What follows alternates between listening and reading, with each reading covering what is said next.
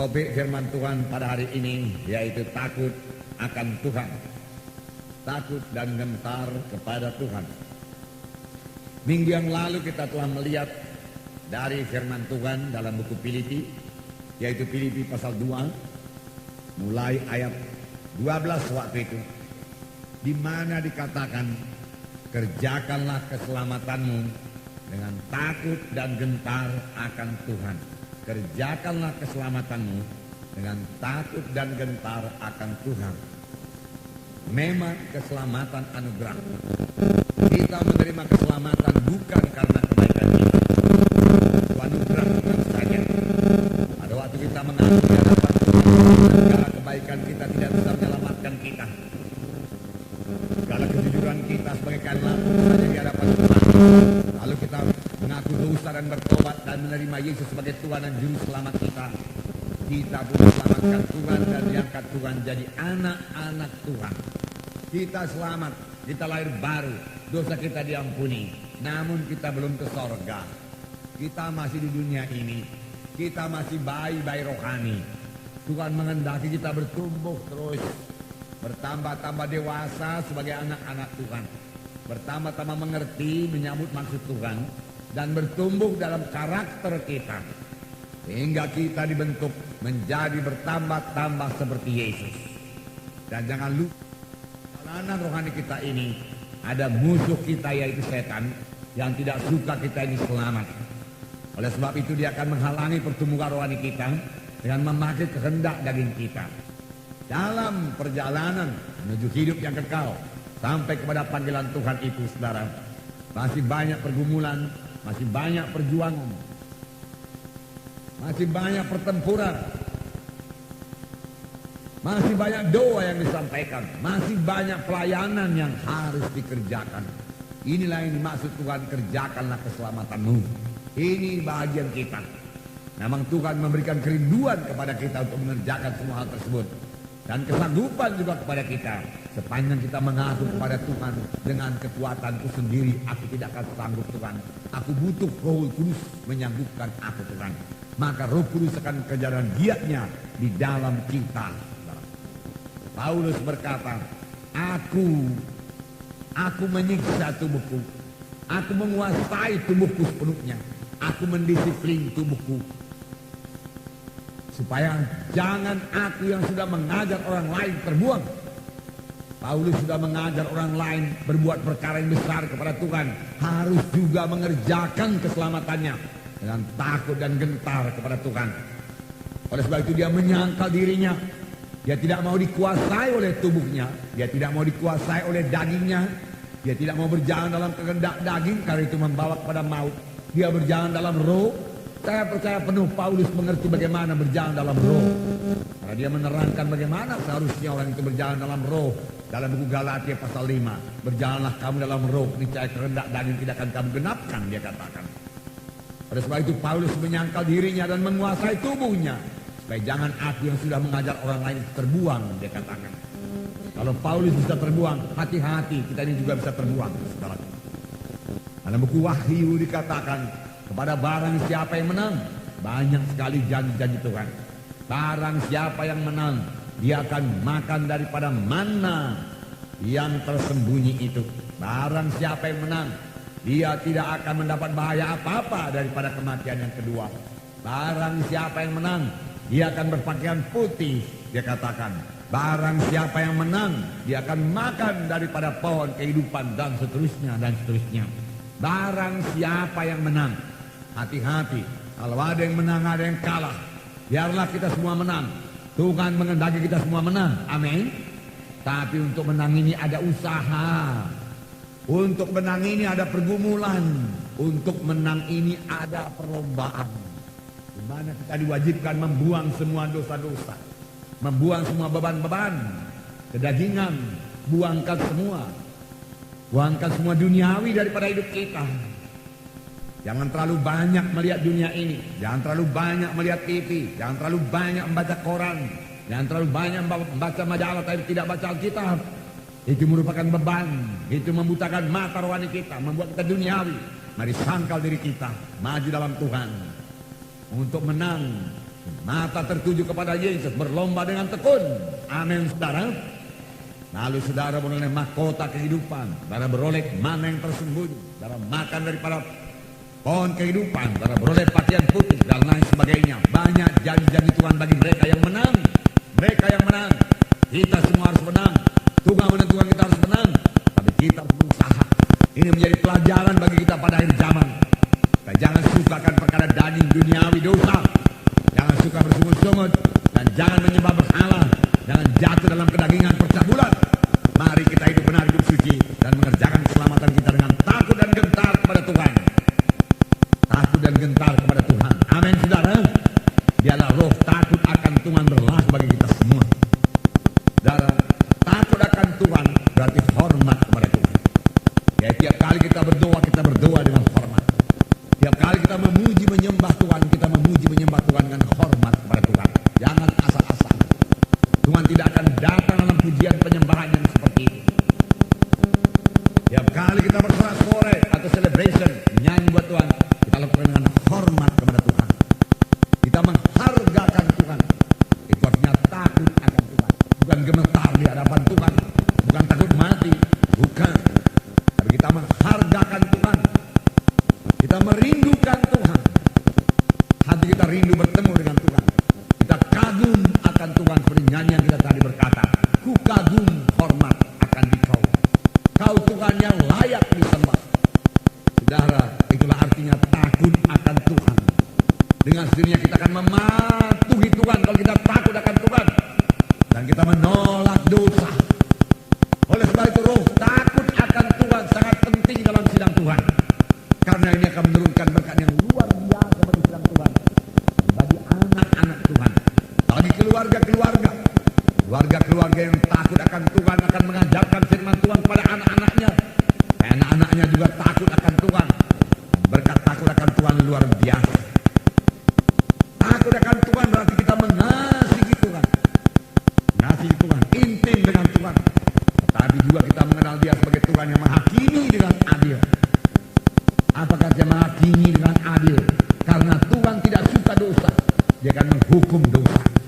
Oleh sebab itu kita perlu taat kepada Tuhan dan berjalan dalam kesucian. Inilah dia takut akan Tuhan. Takut akan Tuhan. Hormat. Puji menyembah Tuhan dengan sungguh-sungguh. Tuhan akan hadir. Kalau kita berdoa dengan sungguh-sungguh, hormat kepada Tuhan, takut akan Tuhan, merindukan Tuhan, menghargakan Tuhan, dan mentaati Tuhan, maka Tuhan akan hadir dalam tiap-tiap pujian dan penyembahan kita. Dan di mana Tuhan hadir, kuasanya juga hadir. Dan kita boleh mengalami mujizat Tuhan di dalam hidup kita. Saya membacakan 2 Tawarikh 20, tidak semua, beberapa ayat saja. Ayat 2 saya bacakan. Datanglah orang memberitahukan Yosafat, suatu laskar yang besar datang dari seberang laut Asin, dari Edom menyerang tuanku. Sekarang mereka di Hazazon Tamar, yakni En-Gedi. Yosafat menjadi takut, lalu mengambil keputusan untuk mencari Tuhan. Ia menyerukan kepada seluruh Yehuda supaya berpuasa, dan Yehuda berkumpul untuk menerima pertolongan daripada Tuhan. Mereka datang dari semua kota di Yehuda untuk mencari Tuhan. Mereka datang dari semua kota. Mereka hadir semua. Mereka percaya kepada Tuhan. Mereka kagum akan kebesaran Tuhan. Mereka percaya bahwasanya Allah-Nya sanggup untuk membebaskan mereka. Bila dia takut akan Tuhan. Ayat 6. Dan berkata, ya Tuhan Allah nenek moyang kami, bukankah Engkau Allah di dalam sorga? Bukankah Kau memerintah atas segenap kerajaan dan bangsa? Kuasa dan keperkasaan ada dalam tangan-Mu, hingga tidak ada yang dapat bertahan melawan Engkau. Bukankah Engkau Allah kami yang menghalau penduduk tanah ini di depan umat-Mu Israel? Oh, dan seterusnya. Luar biasa. Dia mengenal Tuhan Yesus itu sebagai Tuhan yang besar. Tuhan yang bisa berbuat perkara apa saja. Tuhan yang bertata di sorga. Dan Tuhan yang memerintah atas segenap bangsa-bangsa. Termasuk bangsa-bangsa yang menyerang kami ini Tuhan. Bani Amon, Bani Moab, orang Muni. Engkaulah Tuhan yang menguasai mereka. Ya Yosafat mengenal Tuhan itu dan hormat kepada Tuhan. Kemudian dikatakan, ya Allah kami tidakkah Engkau akan menghukum mereka? Yosafat tahu bahwasanya kesalahan mesti dihukum. Mereka menyerang kami dengan semena-mena.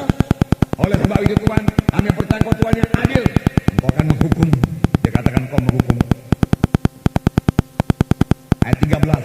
Sementara itu seluruh Yehuda berdiri di hadapan Tuhan, juga segenap keluarga mereka dengan istri dan anak-anak mereka. Mereka berdiri di hadapan Tuhan sampai Tuhan menjawab. Bapak, ibu, istri, anak-anak mereka semua, nenek-nenek, kakek-kakek berdiri semua teratur. Tuhan suka keteraturan. Tuhan suka kesungguh-sungguhan. Kalau kita di sini menyembah Tuhan dengan sungguh-sungguh, memuji Tuhan dengan sungguh-sungguh, Tuhan akan hadir. Penyanyi-penyanyi menyanyi dengan sungguh-sungguh, musik dengan sungguh-sungguh, persiapkan diri, rindu akan Tuhan, rindu akan Roh Kudus, rindu akan curahan berkat Tuhan. Tuhan akan hadir. Pada waktu pentasbisan, saudaraku, tabernakel, saudaraku, saudara, kemuliaan Tuhan turun. Tapi mereka, saudaraku, mengaturkan segala sesuatu dengan sangat rapi, saudara. Demikian juga kita. Pada waktu kita memuji menyembah Tuhan di sini, kita sungguh-sungguh berdiri di hadapan Tuhan. Pada saatnya berdiri, duduk pada saatnya duduk, menyanyi dengan sungguh-sungguh, memuji Tuhan. Saudara, jangan sudah 5 menit ada yang berdiri, ada yang duduk, saudara. Saudara menghadap Tuhan dan menyembah Tuhan. Tidak suka hati saudara kapan duduk, kapan berdiri, saudara. Tuhan mengendaki kita menghormati Dia, saudara. Kalau kita menghadap gubernur, kalau gubernur belum mempersilakan kita duduk, kita akan berdiri terus, itu, saudara. Sampai dia katakan silakan duduk, kita duduk, saudara. Demikian waktu menyembah Tuhan, saudaraku, waktunya berdiri, kita berdiri dengan sungguh-sungguh. Dan Tuhan akan turun dalam penyembahan yang teratur, dalam penyembahan yang sungguh-sungguh. Tuhan memberkati penyembahan yang sungguh-sungguh, pujian yang sungguh-sungguh, firman Tuhan yang sungguh-sungguh, doa yang sungguh-sungguh, pelayanan yang sungguh-sungguh. Amin, saudara. Itu artinya kita takut akan Tuhan. Kenapa kita sungguh-sungguh? Karena kita takut akan Tuhan. Kita hormat akan Tuhan. Pada waktu Paulus di Efesus, apakah diperbuat Paulus? Paulus melayani dengan segenap hati, dengan sungguh-sungguh. Mengapa? Karena Paulus takut akan Tuhan. Saya percaya inilah rahasia keberhasilan Paulus. Dari mula pertama, Paulus sudah berkata, apakah kehendakmu Tuhan? Supaya kupatuhi. Dari mula pertama, Paulus menetapkan hati untuk mematuhi Tuhan. Takut akan Tuhan berarti patuh kepada Tuhan. Bukan separuh-separuh patuh. 100% patuh kepada Tuhan.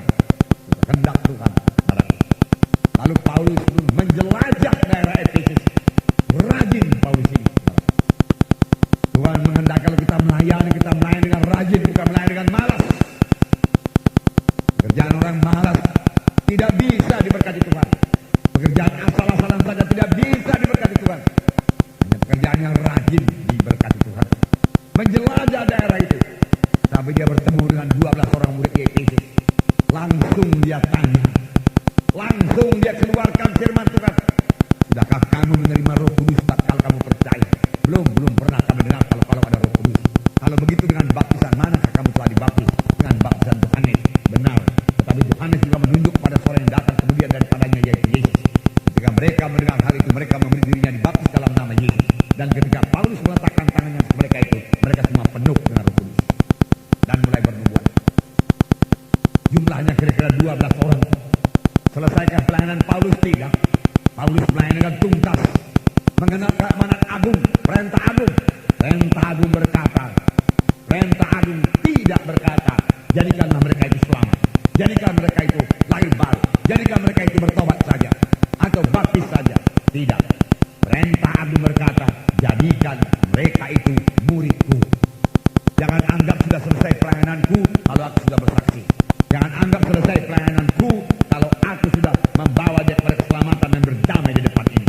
Jangan anggap sudah selesai pelayanan saudara kalau saudara sudah membawa dia kepada baptisan air. Masih ada. Mereka harus jadi murid Tuhan yang bisa memberikan orang lain lagi seperti saudara. Amin. Itulah perintah agung. Kemudian baru mulai pada orang lain lagi. Kerjakan ini semua dengan sungguh-sungguh. Tanda kita takut akan Tuhan. Sebelum Yesus lahir, Yesaya menubuatkan bahwasanya pada Yesus akan hinggap satu roh. Tentunya artinya Roh Kudus, tetapi disebut dengan roh yang takut akan Tuhan. Amin. Jadi Yesus takut akan Bapaknya, bukan takut gemetar, hormat, menghargakan Bapa, meninggikan Bapa, kagum akan Bapa. Amin. Ya, roh takut akan Tuhan ini berlaku bagi kita semua. Kita miliki dan takut akan Tuhan, takut akan Tuhan. Puji Tuhan, puji Tuhan, puji Tuhan. Sungguh-sungguh, kalau kita sungguh-sungguh maka kemuliaan Tuhan akan turun tahu dalam kebaktian. Dan Tuhan berjanji sidang akhir zaman lebih mulia daripada sidang yang mula-mula. Puji Tuhan. Oleh sebab itu luar biasa akan terjadi pada pengantin Kristus pada akhir zaman. Pengantin Kristus pada akhir zaman, saudara, bukanlah pengantin yang lemah-lemah, bukanlah pengantin yang kompromi, tidak sama sekali, tidak, bukan pengantin yang dalam kehendak daging, tidak. Tuhan akan sucikan itu semua. Hati-hati, saya katakan pada saudara, pada waktu kemuliaan Tuhan turun, saudara, mana Tuhan membentuk sidangnya, hal-hal seperti yang terjadi pada Ananias dan Sapira bisa terjadi lagi. Tetapi di mana tidak ada Roh Kudus, seperti pada zaman Samuel, saudaraku, ya, Imam Eli, di mana dikatakan api dalam rumah Tuhan redup, hampir padam. Tidak ada wahyu, tidak ada penglihatan. Maka walaupun anak-anak Imam Eli berbuat dosa yang kasar, berzina, tidak segera dihukum. Tapi kalau Tuhan mau membentuk sidangnya, menyucikan sidangnya, saudara, hati-hati, saudara. Tangan Tuhan berlaku menghakimi dosa. Ananias dan Sapira tergeletak. Pada waktu kemuliaan Tuhan turun, sehingga bayang-bayang Petrus pun menyembuhkan bayang-bayang Petrus. Nah, saudara yang kasih lapor, setelah itu Tuhan mempersiapkan kita sungguh-sungguh mengikut Tuhan. Takut akan Tuhan tidak sama dengan roh ketakutan. Roh ketakutan itu apa? Itu khawatir menghadapi hidup ini. Itu tidak sama dengan takut akan Tuhan. Bahkan sebenarnya takut akan Tuhan menghilangkan roh khawatir. Takut menghadapi hidup ini, takut akan masa depan, takut menghadapi semua berita-berita dari dunia ini, apalagi terjadi. Dan sekarang dunia bergerak dengan cepat. Dalam satu malam bisa terjadi apa saja. Dalam satu malam, saudaraku, uang kita bisa menjadi tidak berarti apa-apa lagi. Bisa. Saudara, sekarang kita melihat sudah berkurang nilainya, sangat kurang nilainya, saudaraku. Nah, saudara yang kasih dalam nama Yesus. Tetapi lebih parah daripada itu bisa terjadi. Oleh sebab itu biarlah sandaran kita Tuhan saja, dengan hidup takut dan gentar kepada Tuhan, saudaraku. Takut akan Tuhan tidak sama dengan takut akan manusia. Takut akan manusia menjadi satu jerat. Kita akan melayani manusia itu, menyenangkan manusia itu, saudaraku. Takut akan setan, takut penyakit, takut kematian, takut menghadapi gejolak-gejolak dunia ini, saudara, itu semua roh ketakutan, datang dari setan. Takut mati, takut penyakit, takut kanker, takut gagal, itu semua tipuan setan. Sepanjang saudara takut akan Tuhan, semua hal ini tidak akan terjadi kepada saudara. Amin. Tidak akan terjadi. Tidak akan datang kanker, saudara. Tuhan itu baik. Perlindungan Tuhan teguh bagi orang yang takut akan Tuhan. Bahkan ada ayat yang mengatakan demikian, saudara. Oleh sebab itu, miliki takut akan Tuhan. Jangan takut agamawi saja, takut luaran saja. Mendengar firman Tuhan tapi tidak melakukannya. Firman Tuhan berkata sama sebagaimana orang membangun rumah di atas pasir. Datang hujan, datang angin, robohlah rumah itu. Dan sangat parah robohnya.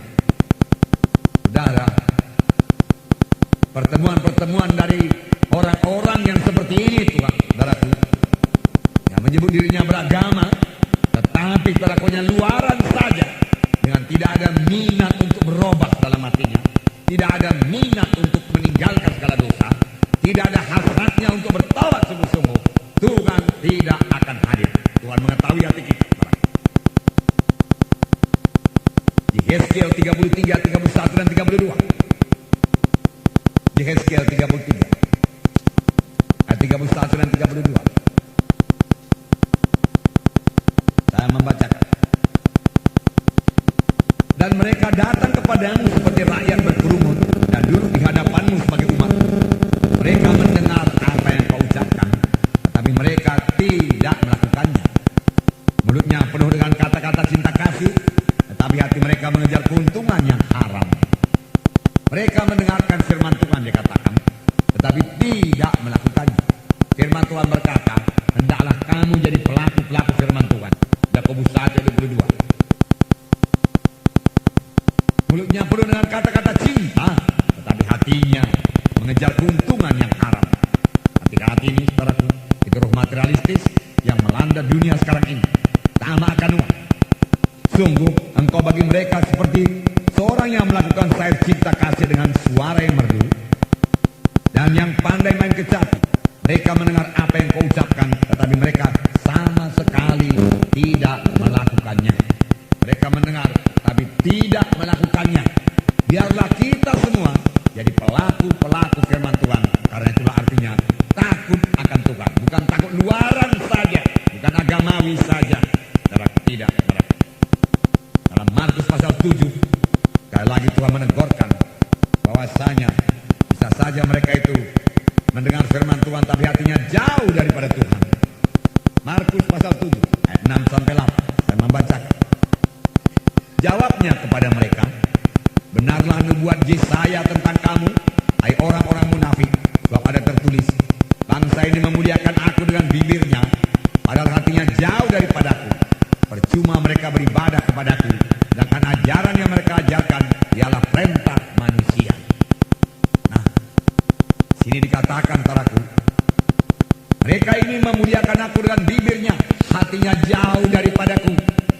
Biarlah hati kita berpaut kepada Tuhan, amin. Ya, hati kita melekat kepada Tuhan, amin. Hati kita jatuh cinta kepada Tuhan, haleluya. Ya. Percuma mereka beribadah, Tuhan berkata. Tuhan tidak akan hadir kalau hati kita jauh daripada Tuhan. Hati kita tidak merindukan Tuhan. Kita sembah Tuhan dengan nyanyian yang baik, musik yang baik, tapi hati kita jauh daripada Tuhan. Tuhan tidak akan hadir. Tuhan bilang percuma mereka beribadah kepada.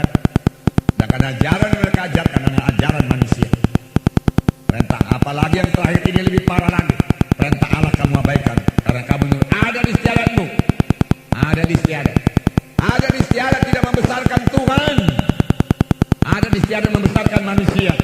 Ada di istiadat, saudaraku, yang walaupun ada orang mengatakannya tidak ada kuasa kegelapannya, tidak memuliakan Tuhan, itu memuliakan manusia. Tidak menempatkan Tuhan pada posisi utama, itu menyampingkan Tuhan. Percuma mereka beribadah kepada aku, Tuhan berkata. Percuma, sia-sia. Maka sebenarnya itu mengundang kuasa kegelapan, biar menjadi pelajaran kepada kita. Lalu kalau mereka berdoa pun hanya berupa upacara saja, formil saja, saudara. Tuhan tidak hadir di situ. Kuasa Tuhan tidak menyatakan. Mau hadir Tuhan, takut akan Tuhan. Tuhan minta kita takut akan Tuhan. Kalau kita takut akan Tuhan, Ulangan 10 ayat 12-13 berkata, kita beribadah dengan sungguh-sungguh kepada Tuhan. Ulangan 10 ayat 12. Maka sekarang, hai orang Israel, apakah yang dimintakan daripadamu oleh Tuhan Allahmu selain dari takut akan Dia, takut akan Tuhan Allahmu, dan hidup menurut segala jalan tunjukkannya, mengasihi Dia, beribadahlah kepada Tuhan Allahmu dengan segenap hatimu dan dengan segenap jiwamu, berpegang pada perintah dan ketetapan Tuhan yang kusampaikan kepadamu pada hari ini, supaya baik keadaan, supaya engkau sembuh, supaya engkau keberkatan, supaya engkau sukacita, supaya engkau kuat dan teguh dalam Tuhan, supaya keluargamu diberkati Tuhan, supaya kutuk dosa dilepaskan daripadamu. Apakah dimintakan Tuhan? Takut akan Tuhan. Hidup menurut segala jalan tunjukkannya kepadamu, berarti mematuhi Tuhan. Dengan segenap hati, dengan segenap jiwamu, berpegang pada perintah Tuhan. Ini yang diminta Tuhan sampai sekarang, adalah roh takut akan Tuhan bagi kita semua. Maka kesembuhan milik saudara, kekuatan dari milik saudara, kesehatan milik saudara, sukacita milik saudara, bahkan hikmat kebijaksanaan yang milik saudara. Yosua 24 dan 14. Yosua 24 dan 14. Saya membacakan pada saudara. Oleh sebab itu takut akan Tuhan dan beribadahlah kepada-Nya dengan tulus, ikhlas dan setia. Takut akan Tuhan dan beribadah kepada Tuhan dengan tulus, ikhlas dan setia. Jauhkanlah Allah yang kepadanya nenek moyangmu telah beribadah di seberang sungai Efrat dan Mesir, dan beribadahlah kepada Tuhan. Luar biasa. Nah, jadi kalau kita takut akan Tuhan, kita harus mentaati perintah-perintahnya. Amin. Kita harus mentaati perintah-perintahnya. Kalau kita takut akan Tuhan, kita tidak bisa berkata, aku takut akan Tuhan tapi tidak mentaati perintah-perintahnya. Tidak bisa. Takut akan Tuhan, mentaati perintah-perintahnya. Ulangan pasal 5 ayat 29. Ulangan 5 ayat 29. Saya baca. Kiranya hati mereka selalu begitu, yakni takut akan Daku dan berpegang pada segala perintahku, supaya baik keadaan mereka dan anak-anak mereka untuk selama-lamanya. Amin, saudara. Luar biasa berkat takut akan Tuhan ini. Ini dikatakan kiranya hati mereka selalu begitu, yakni takut akan Daku, takut akan Tuhan selalu. Menjauhi dosa, mau menyenangkan Tuhan, dan berpegang pada segala perintahku, supaya baik keadaan mereka dan anak-anak mereka untuk selama-lamanya. Haleluya. Ya, takut akan Tuhan. Karena kalau takut akan Tuhan, bagaimanapun orang mengajak sedang untuk mengikut acara kegelapan, saudara pasti menolaknya dengan tegas. Amin. Lalu baik keadaan saudara dan anak-anak saudara untuk selama-lamanya. Ulangan 6 ayat 2. Supaya seumur hidupmu engkau dan anak cucumu takut akan Tuhan Allahmu, dan berpegang ketetapan dan perintahnya yang kusampaikan kepadamu, supaya lanjut umurmu,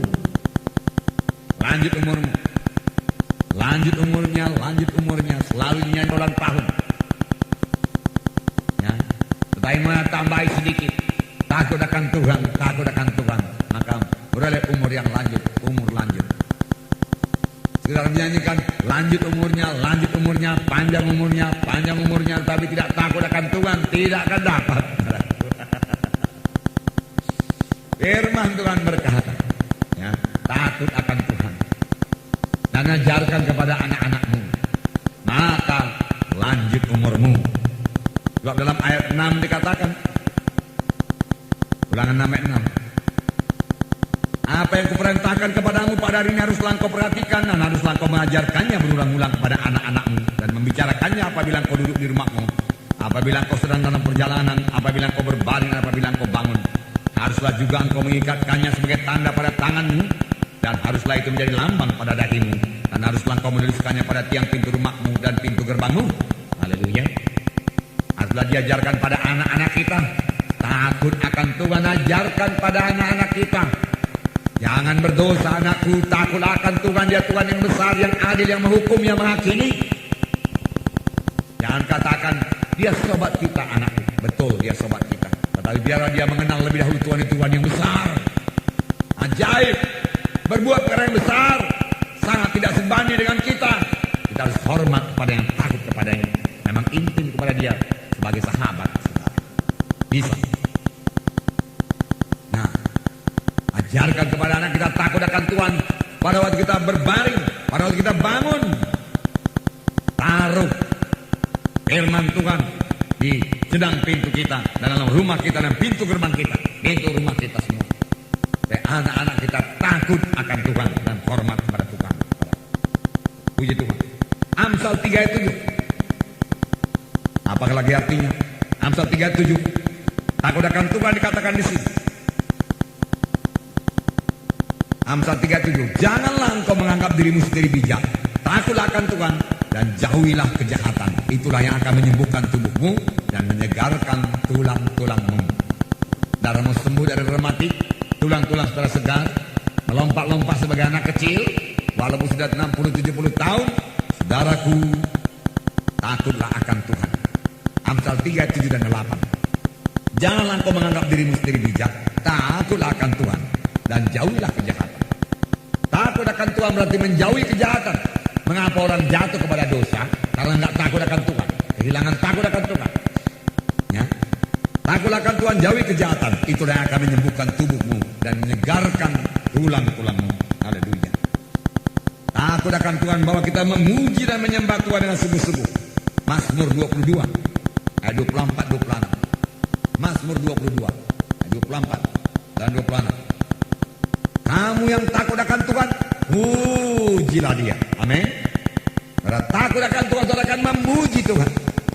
Hai segenap anak cucu Yakub, muliakan Dia, dan gentara terhadap Dia, hai segenap anak cucu Israel.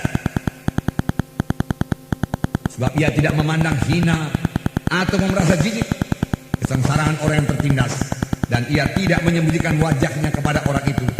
Ia mendengar ketika orang itu berteriak minta tolong kepadanya. Ia mendengar kalau kita takut akan Tuhan, doa kita didengarkan Tuhan. Kita berseru kepada Tuhan, Tuhan akan menjawab. Karena Engkau aku memuji-muji dalam jemaah yang besar, nazarku akan kubayar di depan mereka yang takut akan Dia. Haleluya. Kalau kita takut akan Tuhan, nazar kita, persepuluhan kita juga kita bayar semua kepada Tuhan. Amin. Puji Tuhan. Terlebih-lebih pada masa krisis moneter ini, saudara. Ini kesempatan untuk diberkati Tuhan.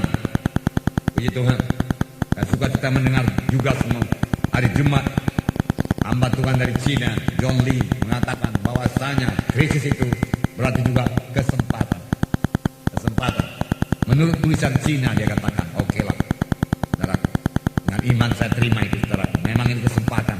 Kesempatan untuk menangkan jiwa-jiwa, hati jiwa-jiwa lebih terbuka kepada Tuhan. Dengan adanya krisis moneter ini, saudaraku, membawa jiwa-jiwa berserah bersandar kepada Tuhan. Puji Tuhan. Dalam Mazmur 25 ayat 14, Tuhan bergaul karib dengan orang yang takut akan Dia. Karena mau intim dengan Tuhan, takut akan Tuhan, hormati Tuhan, hargakan Tuhan, puji Tuhan, sembah Tuhan. Saudaraku, Tuhan itu Tuhan yang besar adil. Mazmur 25 ayat 14. Sini dikatakan 25:14. Tuhan bergaul karib. Lebih bagus saya baca dari ayat 12. Siapakah orang yang takut akan Tuhan? Kepadanya Tuhan menunjukkan jalan yang harus dipilihnya. Berarti saudara tidak akan salah jalan kalau saudara takut akan Tuhan. Amin. Tidak salah jalan kalau saudara takut akan Tuhan. Siapakah orang yang takut akan Tuhan? Kepadanya Tuhan akan menunjukkan jalan yang harus dipilihnya. Orang itu sendiri akan menetap dalam kebahagiaan, dan anak cucunya akan mewarisi bumi. Tuhan bergaul karib dengan orang yang takut akan Dia, dan perjanjiannya diberitahukannya kepada mereka. Tuhan bergaul karib dengan orang yang takut akan Tuhan, dan perjanjiannya diberitahukannya kepada mereka. Takut akan Tuhan, takut akan Tuhan. Amin. Haleluya. Ya, biar kita semua takut akan Tuhan. Puji Tuhan. Oleh sebab itu jangan mundur. Lakukan dengan sungguh-sungguh. Tidak ada yang memerintahkan saudara. Datang cepat, saudaraku. Layani Tuhan dengan segenap hati. Saudara takut akan Tuhan. Anak-anak Tuhan jatuh, ikut dalam kuasa-kuasa kegelapan. Mudah sekali diajak oleh famili berbuat acara-acara kegelapan, teman-teman, untuk jatuh dalam kehendak daging duniawi. Karena kurang takut akan Tuhan. Lucifer, saudara, sangat diurapi Tuhan. Berjaga-jaga saudara yang diurapi Tuhan. Berjaga-jaga saudara yang memiliki talenta. Lucifer memiliki talenta yang sangat luar biasa. Dan diurapi Tuhan luar biasa. Dia bisa memimpin seluruh surga menyembah Tuhan dalam satu penyembahan yang sangat luar biasa. Dan jangan bergantung, jangan berkata saya sudah diurapi Tuhan, Tuhan sayang kepada saya. Saya sudah bisa mengusir setan dalam nama Yesus. Saya menetapkan tangan orang sakit, orang itu sembuh. Mujizat Tuhan terjadi dalam pelayanan saya. Kalau saya memimpin nyanyian, jiwa-jiwa semua bertobat menangis kepada Tuhan. Itu urapan Tuhan, itu bukan kesanggupan saudara. Tuhan yang mengerjakan kemauan dalam saudara. Tuhan yang memberikan kesanggupan bagi saudara. Tetapi kalau tanpa disertai takut akan Tuhan, tidak lama lagi nasib saudara akan seperti nasib Lucifer juga. Tidak keras firman Tuhan ini, tidak. Saya memperingatkan saudara, karena ini akhir zaman. Setan bekerja dengan sangat giatnya. Saya juga bekerja dengan sangat giat, saudara. Saya tidak mau membuang-buang waktu, saudara, karena banyak jiwa-jiwa perlu mendengar kebenaran firman Tuhan ini. Kebenaran firman